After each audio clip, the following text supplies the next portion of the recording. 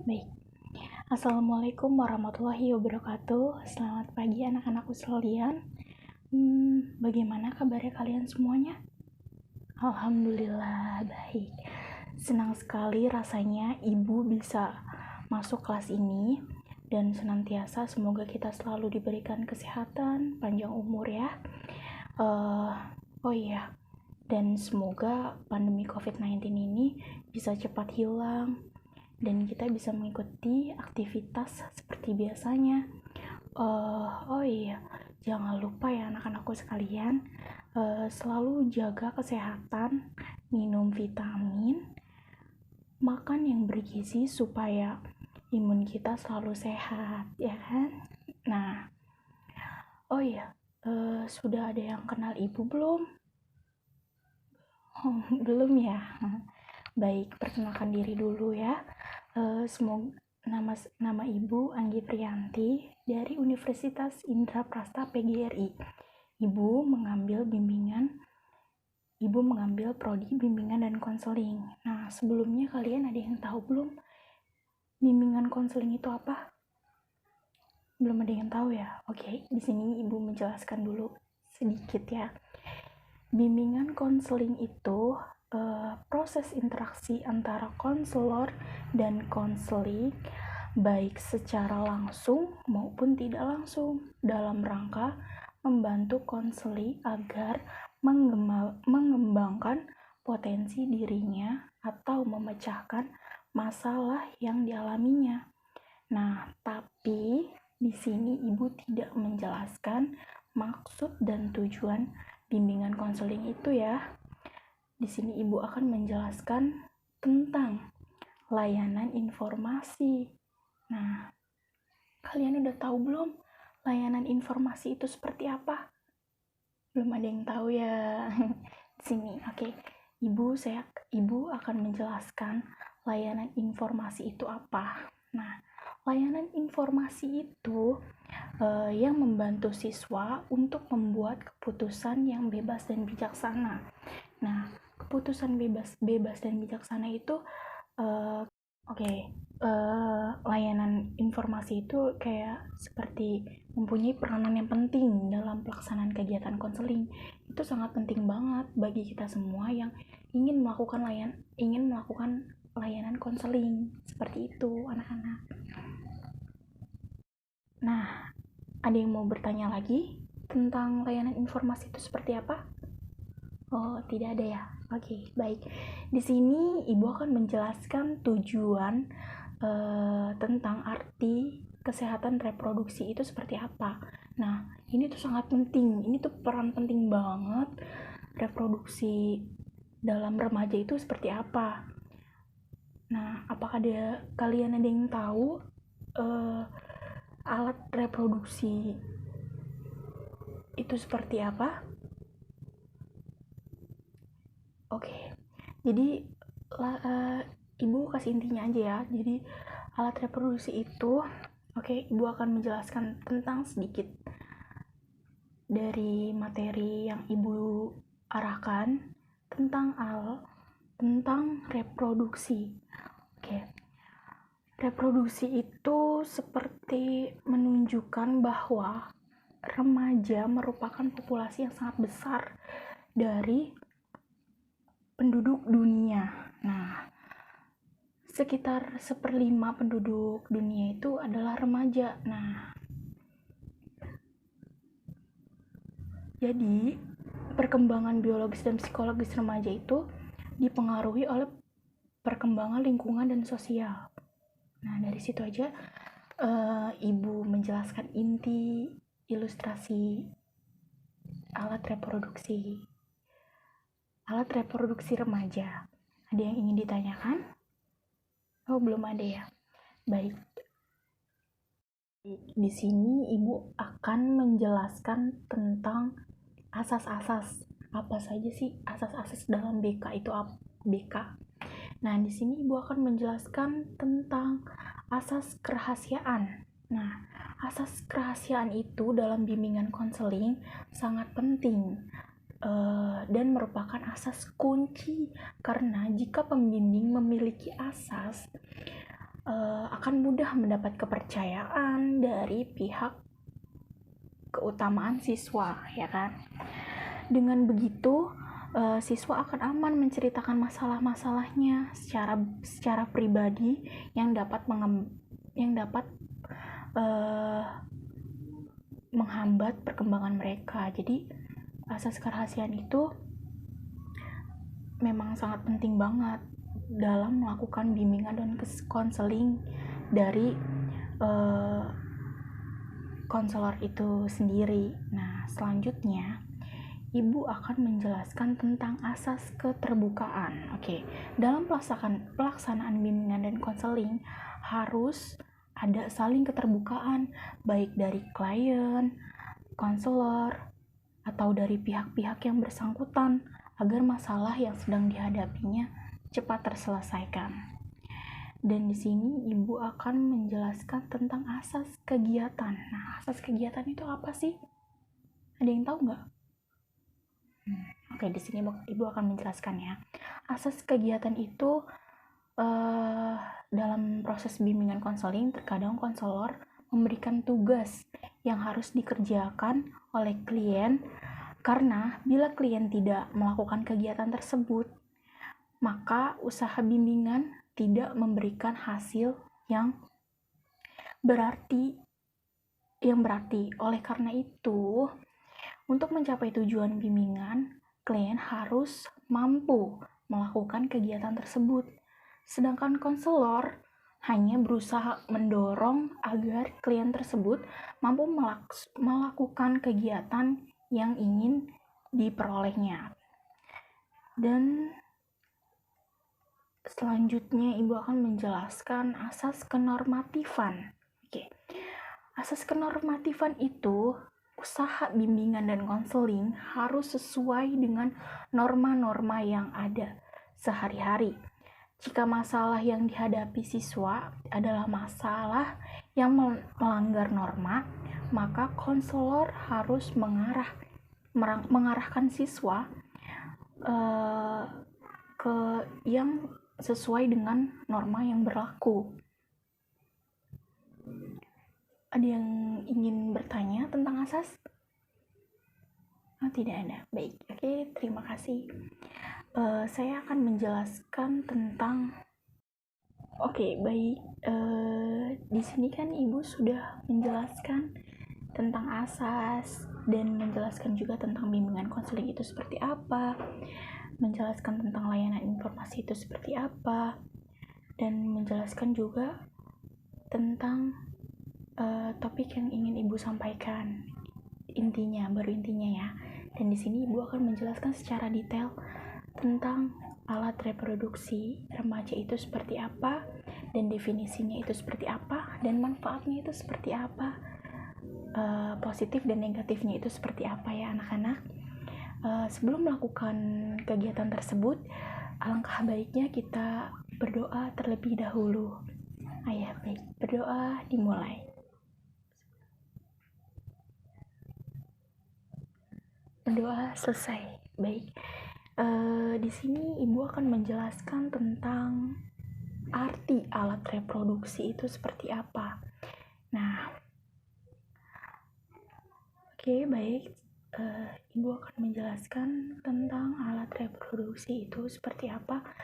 Di sini dari WHO ya, sekitar 1/5 dari penduduk dunia adalah remaja. Nah, sekitar 19 juta berada di negara sedang berkembang. Di Indonesia, menurut Biro Pusat Statistik 1999, kelompok remaja adalah sekitar 22%, yang terdiri dari 50% remaja laki-laki dan 49,1% itu remaja perempuan. Nah, masa remaja merupakan masa peralihan antara masa kanak-kanak dan masa dewasa, yang dimulai pada saat terjadinya kematangan seksual. Remaja tidak mempunyai tempat yang jelas, yaitu bahwa mereka tidak termasuk golongan anak-anak, tetapi tidak juga termasuk golongan dewasa. Nah, perkembangan biologis dan psikologis remaja itu dipengaruhi oleh perkembangan lingkungan dan sosial. Nah, di sini Ibu sudah menjelaskan tentang perkembangan dari alat reproduksi pada remaja. Nah, ancamannya itu seperti apa? Nah, ancamannya itu bisa HIV dan AIDS, menyebabkan perilaku seksual dan kesehatan reproduksi remaja muncul ke permukaan. Nah, perkiraannya itu 20-25% dari semua infeksi HIV di dunia terjadi pada remaja. Demikian pula kejadian PMS. Yang tertinggi adalah remaja, khususnya remaja perempuan. Oke. Dan di sini Ibu juga akan menjelaskan tentang definisi reproduksi remaja. Apa sih definisi reproduksi remaja itu? Nah, di sini ada 3 definisinya.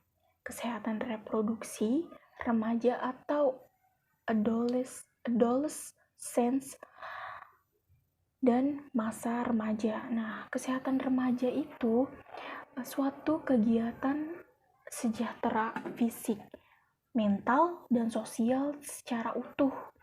Nah, tidak semata-mata bebas dari penyakit atau kecacatan, oke? Dalam semua hal yang berkaitan dengan sistem reproduksi serta fungsi dan prosesnya. Nah, remaja atau adolescence, maaf kalau Ibu salah menyebutkannya, yaitu berasal dari Latin adolescere, yang berarti tumbuh ke arah kematangan. Nah, kematangan itu apa sih? Nah, kematangan itu bukan hanya kematangan fisik aja, tetapi juga kematangan sosial dan psikologisnya. Nah, terakhir, masa remaja. Masa remaja itu masa transisi, ditandai oleh adanya perubahan fisik, emosi, dan psikisnya. Nah, masa remaja adalah suatu periode masa pematangan organ reproduksi manusia dan sering disebut masa peralihan. Masa remaja merupakan periode peralihan dari masuk kekanak-kanakan ke masa dewasa. Nah, tahap remaja itu seperti apa? Nah, tahap remaja itu kembangan menuju dewasa, ya kan? Berdasarkan kematangan psikososial dan seksual, semua remaja akan melewati tahap-tahapan berikut. Nih, tahapannya itu ada 3 macam. Masa remaja awal atau dini, masa remaja pertengahan, masa remaja lanjut. Nah, masa remaja awal atau dini itu umur sekitar 11-13 tahun. Nah, ciri-cirinya dia ingin bebas, lebih dekat dengan teman sebaya, mulai berpikir abstrak, dan lebih banyak memperhatikan keadaan tubuhnya. Jadi kayak dia tuh berpikir atau ingin ingin menjadi lebih dewasa gitu, ingin terlihat lebih dewasa gitu. Dan masa remaja pertengahan itu dari umur 14 tahun sampai 16 tahun. Dengan ciri khasnya itu mencari identitas diri.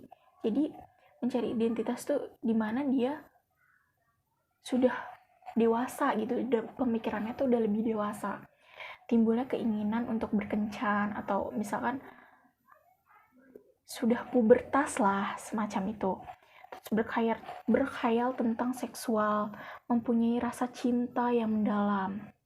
Rasa cinta yang mendalam tuh kayak seperti masa-masa bucin lah ya kan, bucin. Dan ketiga itu masa remaja lanjut. Masa remaja lanjut itu dari umur 17 sampai 20 tahun. Dengan ciri khas mampu berpikir abstrak, lebih selektif dalam mencari teman sebaya, mempunyai citra jasmani dirinya, dapat mewujudkan rasa cinta, pengungkapan kebebasan diri. Nah, tahapan ini mengikuti pola yang konsisten untuk masing-masing individunya gitu.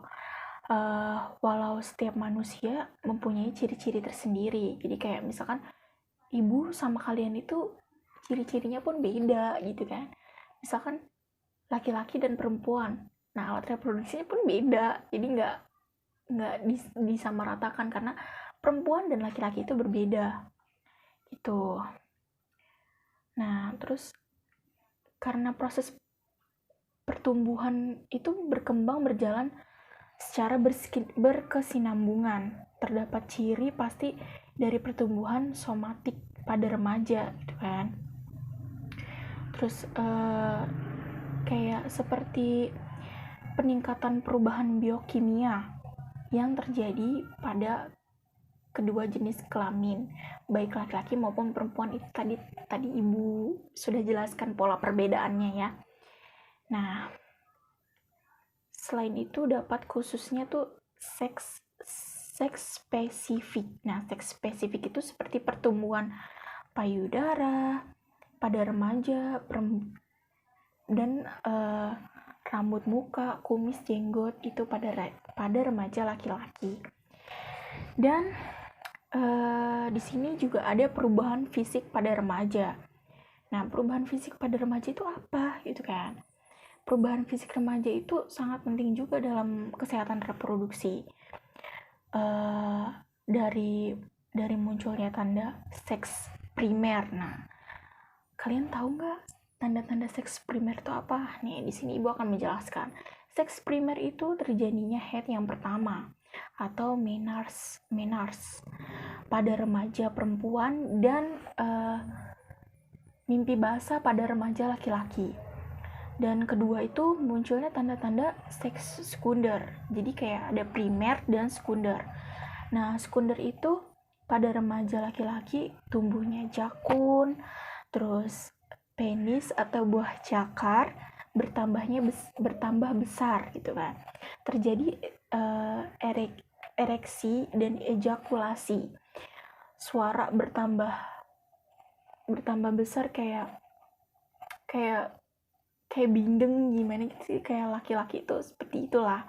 Terus dadanya lebih besar, badannya berotot, tumbuhnya kumis di area bibir, cambang dan rambut di sekitar kemaluannya pun ada ketiak gitu kan.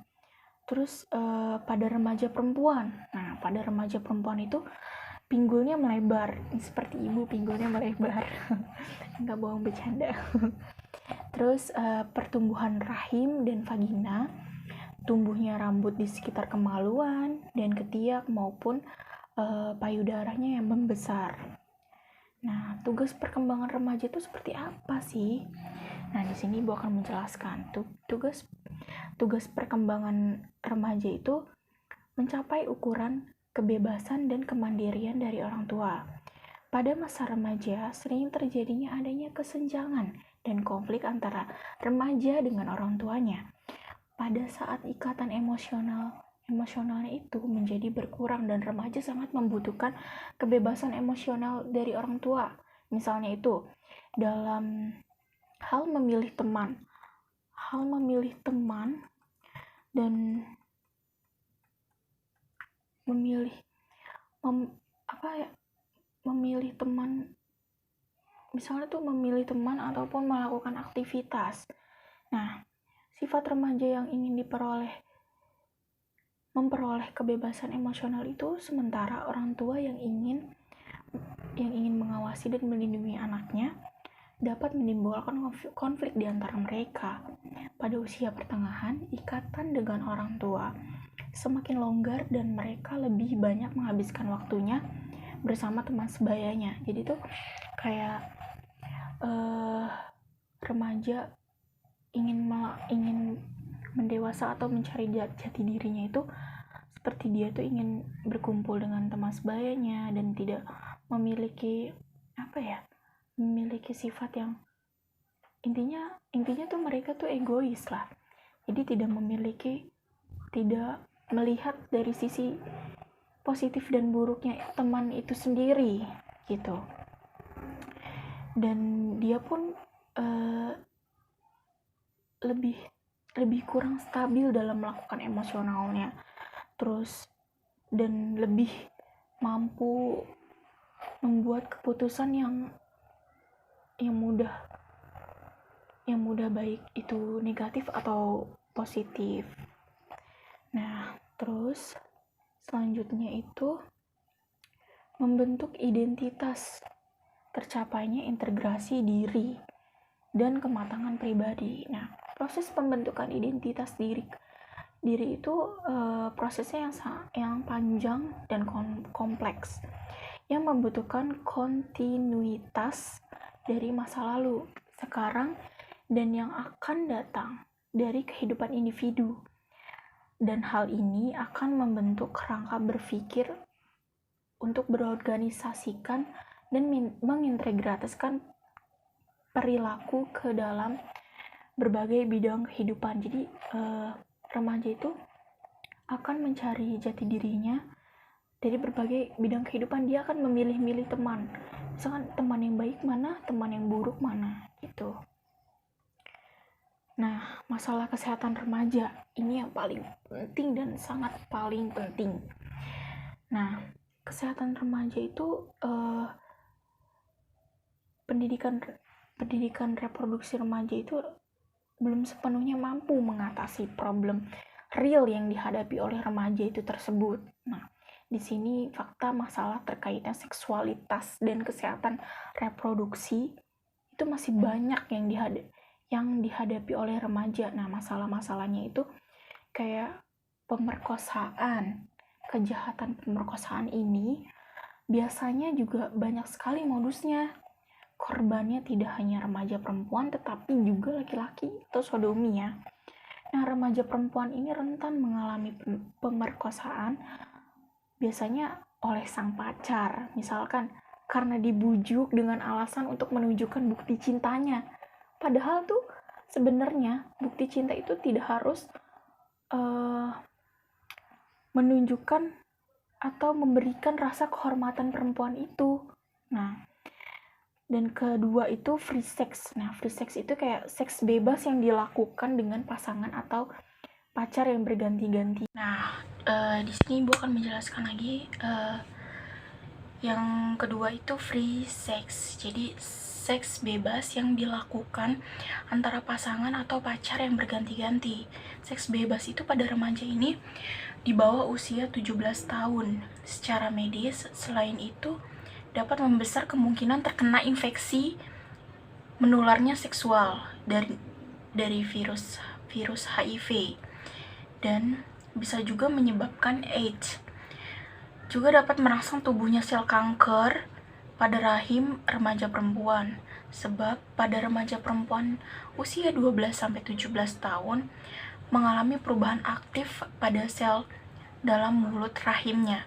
Selain itu, seks bebas biasanya juga dibarengi dengan penggunaan obat-obat larang dari kalangan remaja, sehingga hal ini akan semakin memperparah persoalan yang dihadapi remaja terkait reproduksi ini. Ketiga, kehamilan yang tidak diinginkan. Jadi hubungan seks pranikah di kalangan remaja itu didasari pula oleh mitos-mitos seputar masalah seksualitas. Misalnya saja nih, hubungan seksual dengan pacarnya merupakan bukti cinta. Tadi kan Ibu sudah menjelaskan yang awal itu juga. Atau mitosnya bahwa berhubungan seksual hanya sekali tidak akan menyebabkan kehamilan. Padahal hubungan seks sekalipun hanya sekali gitu kan, juga dapat menyebabkan kehamilan selama perempuannya itu di masa yang sedang subur. Dan keempat, semoga kita juga dijauhkan ya dari seks bebas atau seks kayak hamil di luar nikah, karena dalam agama kita pun, di Islam pun tidak diizinkan untuk melakukan hubungan intim yang belum nikah gitu kan. Dan keempat itu aborsi. Nah, ini kalangan aborsi itu sudah melonjak meningkat dari tahun ke tahun. Nah, aborsi itu merupakan keluarnya embrio atau janin dalam kandungannya sebelum waktunya. Aborsi pada remaja terkait KTD biasanya tergolong dalam kategori aborsi provokatus atau pengguguran kandungan yang sengaja dilakukan. Namun begitu juga keguguran terjadi secara alamiah atau aborsi spontan gitu kan. Hal ini juga terjadi karena berbagai hal, antara lain yaitu kehamilan yang tidak disengaja maupun disengaja, itu walaupun kita belum nikah pun tidak boleh dan tidak disahkan gitu kan. Nah, terus berdampak juga bagi kesehatan kita dan tidak menunjang untuk melangsungkan kehamilan itu juga. Jadi kalau misalkan umur 12 hamil di luar nikah, itu alat reproduksinya pun juga tidak mencakupi gitu kan. Nah, ini perkawinan dan kehamilan dini. Nah, nikah dini ini khususnya untuk terjadi di pedesaan gitu kan. Dan di beberapa daerah dominasi orang tua biasanya masih kuat dalam menentukan perkawinan anak, dalam hal ini remaja, perkawinan anak perempuannya gitu kan. Jadi saya salah ngomong, maaf ya. Alasannya terjadinya pernikahan dini itu kayak itu pergaulan bebas, hamil di luar nikah, jadi, dan ya terutamanya alasannya itu alasan tentang ekonomi atau fisik maupun biologisnya pada remaja, dan sepertinya tidak cukup untuk matang untuk melakukan pernikahan dini. Dan terakhir itu infeksi menularnya seksual dan penyakit menularnya seksual kayak HIV, AIDS. Nah, IMS itu sering disebut juga penyakit kelamin. Jadi kayak yang ditularkan melalui hubungan seksual itu. Sebab IMS dan HIV sebagian besar menularnya melalui hubungan seksual, vagina, mulut maupun dubur. Nah, untuk HIV itu sendiri bisa menularkan dari transfusi darah atau hubungan seksual, dan atau juga narkoba gitu kan, bisa mencangkup dari itu semua. Misalkan kalau soal narkoba itu kan ada yang suntik gitu kan. Nah, terus dia tuh yang satu itu mempunyai penyakit HIV. Nah, temennya itu tidak. Nah, itu dia mencoba untuk menyuntikkan itu, yang sudah terkena HIV disuntikan ke dia, dan itu bisa menyebabkan penularan HIV itu sendiri. Nah, lalu dampak yang ditimbulkan itu juga sangat besar, melalui dari gangguan organ reproduksi, keguguran, kemandulan, kanker leher rahim, hingga cacat pada bayi dan kematian. Nah, penanganannya itu gampang banget gitu kan. Dalam ruang lingkup masalah kesehatan reproduksi perempuan dan laki-laki itu pendekatan siklus kehidupannya pun harus lebih baik, seperti dari gizi keseimbangan, informasi tentang kesehatan reproduksi, pencegahan kekerasan termasuk seksual, pencegahan terhadap ketergantungan nafsa. Dan pernikahan pada usianya tuh harus wajar. Sebenarnya tuh tingkat kematangan pernikahan di perempuan itu dari umur 20 ke atas ya. Dan pendidikan dan peningkatan keterampilan, peningkatan penghargaan diri, dan peningkatan pertahanan terhadap godaan dan ancaman itu sendiri. Dan di sini juga ada kesimpulan dari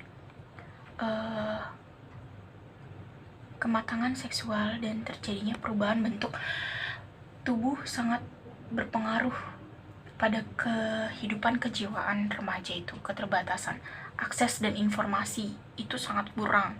Nah, kesimpulannya itu supaya kita bisa menghindar dari hal-hal yang negatif seperti yang tadi saya jelaskan itu, lebih baik kita melakukan hubungan yang benar-benar positif dalam melakukan hal-hal yang seperti itu, karena itu tidak baik. Dan jangan pernah mengambil keputusan yang sangat pendek gitu. Jadi harus mengambil keputusan itu panjang, jelas, dan supaya keputusan itu akan melakukan kesehatan juga bagi diri kita gitu, maupun bagi keluarga, supaya tidak ada rasa malu atau segan gitu kan. Nah, harus melakukan peran keluarga, sekolah, lingkungan maupun dinas terkait sangat penting agar tercipta generasi remaja yang lebih berkualitas. Jadi kita harus melakukan tindak yang lebih positif dan dari lingkungan sekolah, lingkungan rumah maupun lingkungan sekitarnya. Nah, jadi di sini ada yang ingin bertanya tentang reproduksi pada remaja. Oh, sudah tidak ada. Baik. Alangkah baiknya kita ucapkan terima kasih sudah mendengarkan penjelasan dari Ibu. Dan terima kasih juga sudah melakukan dan mendengarkan penjelasan yang Ibu jelaskan tadi. Alangkah baiknya kita berdoa dulu. Berdoa dimulai. Baik sekalian, terima kasih. Assalamualaikum warahmatullahi wabarakatuh.